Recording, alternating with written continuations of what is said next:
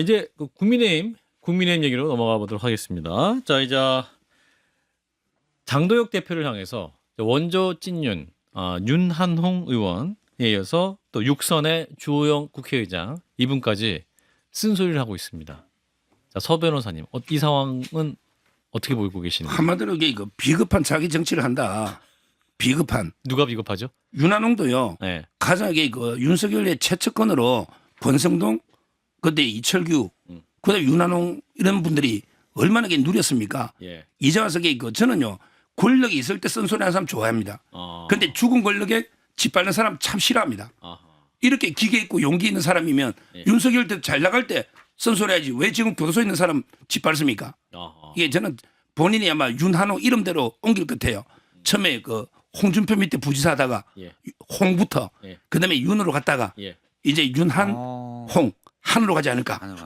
한으로 가서 이게 경남지사 놀러 가지 않을까? 이름 안에 정치 노선이 결정돼 있다. 세개 있잖아요. 윤, 홍, 윤, 한. 윤과 홍은 실현됐고 이제 한동훈 대표에게 갈 일만 남았다. 그래서 이게 경남지사 계속 놀라다가 실패하게 됐는데 박완수가 있으니 자기 정치 좀 과시하는 이런 게 아닌가 저는 그렇게 분석하고요. 그다음에 주호영 의원은 더하죠. 이번에 이게 대구시장 놀라는데 추경호 영장 기각되니까 이제 위기감이 드는 거예요. 그러면서 이게 뭐 계엄이 김건희 때문에 뭐 한 거다. 이게 육선의원이 할 말입니까? 윤 대통령이 계엄을 김건희 구하려고 한 겁니까? 말도 안 되는 이야기를 추측으로 하고 있었어요. 지금 당원들 사이에 이 주호영, 윤한홍, 뭐 이게 권영재 이런 사람들 징계해야 된다. 지금 서명운동이 대대적으로 이루어지고 있어요. 서명운동 하고 있어요. 문자 폭탄 유튜브들 다 해가 서명운동. 유튜브 그 중심에 우리 서 변호사님이 계십니다. 저는 서명운동을 제가 주도하는 건 아닌데 하고 있어요 유튜브에. 예, 갑자기 당황하시네. 예. 대대적이라고 하는데 그 비중이 얼마나 됐느냐가 중요한 거고. 그래도 그것 때문에 장동혁 대표가 대표됐잖아. 유튜브 지지 없었으면 지금 또 그것 때문에 국민의힘이 망하고 있어요. 그래서 좀 말씀드린 거고 이제 뭐 절대 규모가 예를 들어 100만이라고 하더라도 유권자 4,400만에 비하면 정말 극소수인 건데 구구의 목소리에 망하고 있고 그러니까 윤한홍 의원에 대해서 당신 누릴 거 다 누리고 왜 이제서 그런 소리 하냐라고 얘기하지만 저는 뭐 윤한홍 의원 일면식도 없지만 사람이 저는 뭐 다 어느 정도 이기적이라고 보거든요. 중요한 건 본인의 이익과 상식이 공동체 이익이 같이 연계돼 있어야 돼요. 그러면 윤한홍 의원이나 주호영 의원 남은 지방선거나 여러 본인의 정치적 입지에 대해서도 연계돼서 얘기할 수 있다고 봐요. 특히 주호영 의원 같은 경우는 대구시장 나가야 되는데 지금 추경호 의원이 유리한 국면이기 때문에 판을 바꾸려는 의도도 있다고 봅니다. 사람이 굳이 뭐 완전히 희생적이지는 않거든요. 또 본인이 상식에 좀 더 공동체의 이익과 본인의 이익이 연계돼 있으니 본인 이익을 따라서 얘기해도 바른 말이 되는 거예요. 그래서 뭐 그걸 가지고 윤한홍 의원이 또는 주호영 의원이 왜 그때 말 못했냐.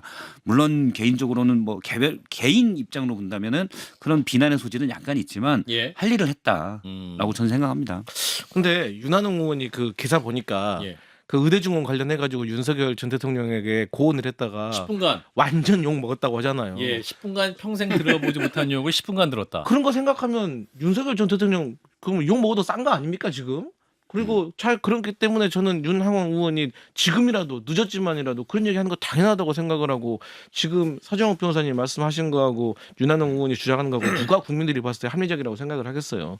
그리고 이제 물론 그럼에도 불구하고 윤한홍 의원이나 주호영 의원이나 제가 봤을 때는 이 지방선거에 좀 욕심이 있는데 지금 현재 장동혁 대표가 이 당원 70% 룰을 주장을 꼭 받을 것 같으니까 이게 본인들의 이 광역 단체장 선거에 큰 지장이 생긴 것 같아서 저는 그래서 지도부를 좀 흔들려고 하는 것이 아닌가 그래서 다 자기 정치하고 있는 것 같다 그런 생각이 들어요. 한마디만 딱 할게요. 한마디 하세요. 보세요. 윤한홍 의원이 그 계엄 해제 18명 의원에 이름이 없잖아요. 얼마나 이게 부끄럽습니까? 그렇게 쓴소리 잘하고 바른 소리 잘하면 차라리 한동훈 대표 좀 뛰어가서 그 18명 계엄 해제했잖아요. 계엄 해제 표결도 안 한 사람이 이제 와서 이런 이야기 하는 게 말이 됩니까? 18명 이름이 없잖아요.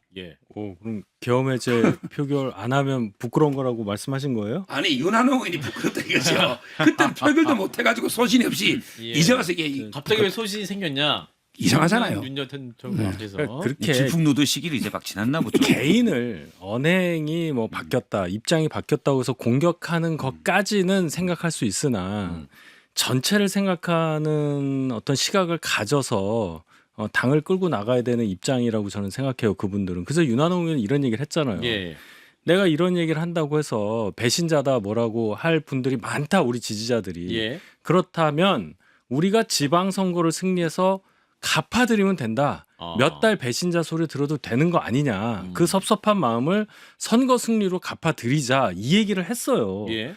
맞는 말이잖아요. 지금 이제 그런 얘기를 듣고 있습니다. 근데 윤한홍 의원 또 주호영 의원 말씀처럼 당이 입장을 바꾸고 윤 대통령과 어쩔 수 없이 우리는 같이 갈 수 없다는 것을 천명을 하고 그렇게 나가면은 그래도 선거 승리에 좀 가까워지는 거잖아요. 선거 승리 원하시지 않습니까? 서정우 변호사님도. 근데 간절히 지금처럼 원하지. 무슨 뭐 배윤이니 뭐 이런 말씀 쓰시잖아요. 그게 무슨 도움이 되겠냐는 말씀을 제가 드리고 뭐 맨날 징계 뭐 한다고 뭐 대대적인 징계인데 아니 당이 이렇게 쪼그라드는데 맨날 징계만 해서 어떡하려고 그럽니까? 대학은 가야죠. 자, 이런 상황에서 이제 주호영 의원이 나섰다. 윤한홍 의원도 나섰다. 그리고 경남의 김태우 의원도 나섰다. 이런 상황에서 당의 중진들도 장동혁 대표 체제에 신뢰하지 않고 있다는 시그널을 계속 보내고 있다. 물밑에서는 이미 장동혁 체제에 대한 정리가 끝난 거 아니야? 이런 얘기도 있는데 서 변호사님 흔들립니까? 장동혁 체제? 굳건합니다. 굳건합니까? 그건 뭐 장성철 평론가나 이게 참칭 보수 몇 명이 떠들던데 참칭 보수 몇 명이 아니 뭐 지도부가 뭐 비대위로 가고 어쩌고 저쩌고 뭐 TK 어쩌고 저쩌고 다 들으셨어. 아니 다 보조 모니터하죠. 근데 이거 말도 안 되는 이야기고요. 예. 한번 생각 지도부가요. 신동욱, 김재원, 김민수가 확고하거든요. 세 분이. 거기에 여성이 양양자, 우재준 청년이고 네. 여성 몫이잖아. 예. 그러니까 이게 지도부가 흔들림이 없고요. 예. 그다음에 당원들도 아직도 이게 뭐 압도적으로 그래도 이게 친한보다는 이게 친윤이 많아요. 여러모로. 예. 거기다 이게 당무감사위나 윤리위도 당대표 권한이잖아요. 누가 그래요? 제가 만나본 의원들 제가 아들 결혼 때문에 전화를 한 20-30명 해봤더니 전부 다 이게 장동혁 외 대안이 뭐냐? 그럼 누가 할래? 비대위원장 누가 할래? 선거 전부 이래요. 대안이 있는 한동훈 할까요?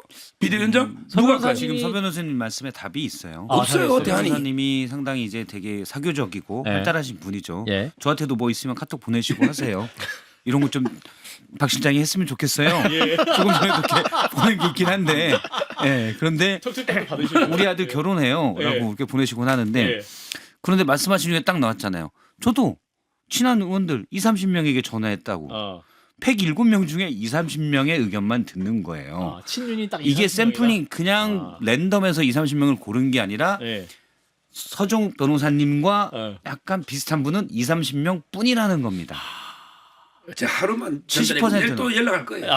오늘은 20, 하루에, 30명이고 하루에. 내일 하면 또 60명 되고. 근데 예. 장동혁 대표가 지금 심각하게 본인이 지금 사퇴를 해야 될 수도 있다는 긴장감이 있기 때문에 예. 누구를 만날 때 지금 각계 전투로 만나고 있잖아요. 예. 그러니까 뭐 다 모아놓고 막 그렇게 자신감이 있고 리더십이 강하다면은 뭐 의원총회 열고 해가지고 딱 이건 이렇고 저건 저렇고 우리가 이렇게 저렇게 해가지고 지방선거 승리할 수 있습니다. 믿고 따라오세요 해야 되는데 몇 명 계속해서 그 인정에 호소한 듯한 그런 일정을 하고 있잖아요. 그렇기 때문에 저는 장동혁 자체가 흔들리고 있는 것이고 예. 저는 그럼에도 불구하고 우리 서정욱 변호사님이 이 장동혁 체제가 굳건하다고 하니까 예. 너무나도 반갑습니다. 우리가 장동혁이다. 민주당이 장동혁 대표 체제를 네. 좋아합니다. 우리가 굳건히 지키겠다. 네. 이제 서 변호사님이 이제 어느 분하고 소통하는지 잘 모릅니다만은 예. 서 변호사 말씀대로 당이 운영될 수는 없는 거고 그 방향으로 가선 저는 안 된다고 생각을 합니다. 예. 지금 장동혁 지도부가 잘하고 있고 당원 지지를 절대적으로 받고 있고 하면 이런 얘기가 나올 수가 없어요. 지금 장동혁 지도부가 들어선 지가 석 달이 지났는데 예. 그동안에 한번 성적을 한번 보세요. 지지율 뭐 이런 걸로도 나오고 장애 집회 때 그게 호응이 있습니까? 그거 우리가 다 보고 있잖아요. 근데 아직도 절대적으로 장동혁 지도부는 흔들리지 않고 아까 양양자 우재준 말씀하셨죠. 그 두 분은 의견이 달라요. 뭐가 굳건해요. 틀리고 그 상황이 다르고 그리고 이제 뭐 이런 거 있잖아요. 우리가 뭐 5명 중에 4명이 사퇴해야 지도부가 물러나는 거다. 그거는 요건이 그렇다는 거고 언제든지 지도부가 정치적으로 명분을 잃었을 때는 물러날 수밖에 없는 구조입니다. 그렇지 않아요? 예. 지금 지도부 외에 지도부를 옹립했었다고 믿어지는 분들 사이에서 비대위원장감으로 누구를 해야 되냐는 말이 나오고 있는 건 사실이에요. 그럼 생각을 한다는 거잖아요. 왜 생각을 하겠어요? 이 지도부로 안 된다는 공통된 인식을 갖고 있으니까. 그럼 거기에 맞춰서 얘기를 가야지. 장동혁 끄떡없다. 내가 아들 청첩장 돌리면서 뭐 물어봤더니 이렇다. 이런 걸로 대중께 오해를 살 만한 말씀을 안 하셨으면 좋겠습니다. 여기서- 아들 2주 뒤면 예. 크리스마스인데 아 크리스마스. 크리스마스 선물이 있을 것 같아요. 그 선물은 여론조사 업체에서 나올 것으로 봅니다. 갤럽이나 MBS. 그주에 금요일이면 갤럽이고 이제 수요일이면 MBS. MBS 조사가 될 텐데 예. 2주 뒤 MBS를 하죠. 만약 일자가 그려진다 앞에가. 두 자릿수인데 일자리다. 그렇죠. 현재는 국민의힘. 2자예요. 예. 근데 그게 숫자로는 모처범이 내고 별 의미가 없다라고 볼지언정 1이 주는 충격이 있거든요. 아. 그러면 정말 국민의힘에서 들고 일어날 것이다. 아하. 그러면 장동혁 대표 못 버팁니다. 그런데 우리 여론조사가 갤럽하고 MBS만 있는 게 아니고요. 예. 지금 우리 국민 리서치에서 여론조사 20몇 개를 아. 내요. 에이스 리서치 국민 리서치에서 20몇 개를 종합해서 저한테 매주 주거든요. 아. 그러니까 이게 그 전화 면접만 이상하게 좀 낮게 나와요. 예. 그러니까 정권 초에는 그래요. 아. 정권 말에는 또 여당이 낮아요. 아하. 그러니까 정권 초에는 이게 전화로 받으면서 이재명 요각이나 또 이게 그게 부담스럽단 말이에요. 예. 예. ALS 조사가 알겠습니다. 소식껏 하잖아요. 그거 보면 이게 차이가 많이 줄어요. 자, 근데 이런 거는 인요한 의원 예. 비례대표 의원인데 이분은 친윤 의원 중에 하나인데 사퇴했어요. 우리 서정호 변호사님과 친분 있으시죠? 그렇죠. 서정 TV 출연도 하고 그때 선거운동 할 때 제하고 방송도 많이 하고 제가 진짜 존경하는 분인데 예. 이분이 사퇴한 거는 순수한 마음 같아요. 이분이 4대째 예. 백몇십 동안 이게 대한민국에 선교사 집안.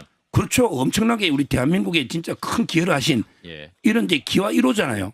근데 정치를 하다 보니까 진영 논리에 좀 이게 이쪽에서 비판하고 이런 게 부담스러워 하더라고. 아. 따라서 이게 정치를 접고 우리 본래 영역에서 대한민국을 위해서 헌신하겠다. 예. 이런 순수한 마음으로 사퇴 때려보면 돼요. 연대 교수로 의대 교수 다시 뭐 이걸 또 돌아가시는- 이상하게 뭐 막 비판하고 뭐 이게 막 삐딱하게 보는 사람도 있던데 예. 아주 순수한 마음으로 대한민국을 위해서 헌신하겠다. 아하. 정치보다 내가 잘하는 분야에서 이렇게 받아들이면 돼요. 예. 강성필 의원님. 근데 저는 그 인요한 그 의원이 뭐 어쨌든 간에 국회의원직 내려놓는 게 예. 뭐 쉬운 결단은 아니었을 거라고 생각하는데 저는 이양지사 내려놓을 거면 사퇴를 하실 때 좀 더 뭔가 메시지를 좀 분명하게 내야지 예. 본인이 국회의원직 내려놓은 것이 그래도 국민의힘에게 뭐 하나라도 변화를 이끌어낼 수 있는데 뭐 그냥 내용 들어보니까 머릿속에 기억 남는 게 없어요. 그냥 공부 열심히 하면 좋은 대학 간다 뭐 그런 얘기 같아요. 착하게 살아라. 예. 뭐 거짓말하면 안 된다 뭐 이런 거 같은데 예. 아니 본인이 나름대로 윤석열 전 대통령하고 가깝게 지내고 또 그 혜택을 받아서 비례대표 국회의원까지 됐으면 예. 근데 본인이 생각해도 지난 1년 동안 우리 국민의힘이 가는 것이 정말 잘못된 가고 있다라고 생각이 들었다고 하면 뭐 팩트에 기반을 해가지고 이렇게 해야 된다 저렇게 해야 된다라고 딱딱딱딱 얘기를 했었어야지. 예. 하다못해 뭐 사과라도 하고 뭐 당론이 뭐 계엄에 잘못됐지만 그 탄핵은 반대다 이런 당론이라도 바꾸시더라도 이렇게 뭐 얘기를 해야지. 그냥 뭐 하나만 하고 그만둬 버리니까 저는 오히려 이분은 국회의원의 무게감에 대해서 별로 그렇게 무게를 두지 않았구나라는 그런 생각까지 들더라고요. 그래서 너무 쉽게 사표냈다. 예, 뭔가 던졌으면은 메시지가 있어야지. 무겁게. 네. 지금 강성필 대변인님 말씀하신 것처럼 그 직에 대해서 무게를 알고 거기에 대한 깊은 고민이 있었다면 그런 게 당연히 나오겠죠. 예. 그래서 제가 어제 얘기했듯이 저도 순수한 마음에 사표를 냈다고 봐요. 순수하게 네, 하기 재미없다. 싫었다. 하기 재미없다. 네, 재미없다. 해봤더니. 이분이 해봤더니 재미없다. 아. 저 여기저기 오라고만 하고 예. 그리고 이분이 원래 권력을 탐하는 스타일은 아닙니다. 그리고 명망으로 따지면 뭐 사실 비례대표 의원을 하기 전에도 인맥과 명망에서는 뭐 누구의 견줘도 손색이 없을 정도였고 예. 괜히 국회의원직 갖고 있어봐야 귀찮기만 하고 재미없다. 그러니까 공직에 대한 무게는 별로 못 느끼신 것 같아요. 그걸 빨리 안 하시는 게 맞죠. 무게를 느꼈으니까 사퇴했다고 생각해요. 제가 주변 분께 여쭤봤습니다. 직접은 못 여쭤봤고 도대체 왜 사퇴하셨냐 그랬더니 이제 정치권에 와봤더니 이 너무나 이 소모적이고 아무것도 안 되는 상황에서 기여할 수 있는 여지가 없더라.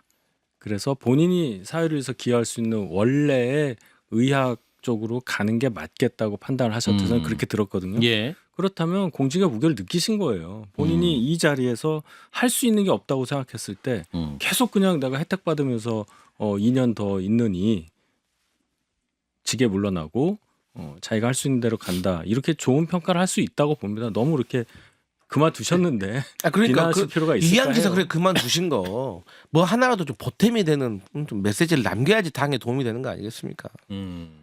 그 전에 사실 인요한 위원장 저도 뭐 이제 교수 하실 때 인터뷰도 많이 하고 했었는데 되게 뭐 자유롭게 또 사회 어떤 그러니까 개인으로서 사회에 도움이 되려고 하고 그런 걸 가지고 있다고 저는 느꼈는데 사실 윤석열 정부의 특히 계엄 즈음과 그 이후에 보여준 태도는 너무나 실망스럽죠. 이분이 원래 5.18 80년 광주에서 통역관도 하셨고 그런 것 때문에 특히 더 존경도 받았던 분인데 예. 본인이 직접 겪었던 일인데도 불구하고 그 뒤에 불법 계엄 이후에 윤석열 전 대통령에 대한 과도한 실드 그냥 피 있었던 것도 아니에요. 예. 나서서 방어했습니다. 그러면은 40년 45년 전에 인효한과는 다르다. 이미 그게 있었다고 봅니다. 물론 그 뒤에 사퇴의 변은 늘 멋있으니까 그 뒤에 본인이 어떤 반성이 있었을지 모르겠지만 예. 그게 아주 무게가 있다고 보지는 않습니다. 자, 당 지도부에서 인요한 의원의 사퇴에 대해서 강력하게 만류를 했습니까? 예.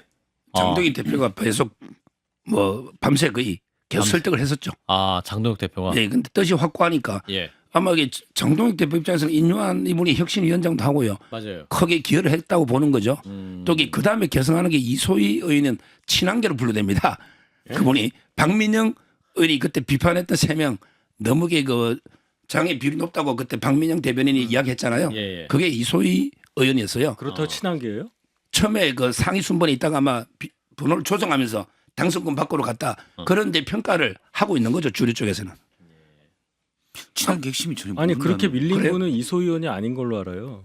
이소희 다른 분이죠. 모르겠어요. 두 분, 그건 다른 여성 두 분, 한 분 변호사. 제가 듣기로는 저는 이소희는 모르는데 아니, 그건 기록이 남아 있으니까. 그래서 중요한 거는 장동혁하고 친하지는 않은 것 같습니다. 그러니까 제 얘기는 그렇게 누구는 친한 게고 뭐 할 만한 근거를 주셔야죠. 뭐 그런 때문에 이야기예요. 그분이 뭐 근거는 없어요. 저는 이소희 모르기 예. 때문에 바로 그런 이야기.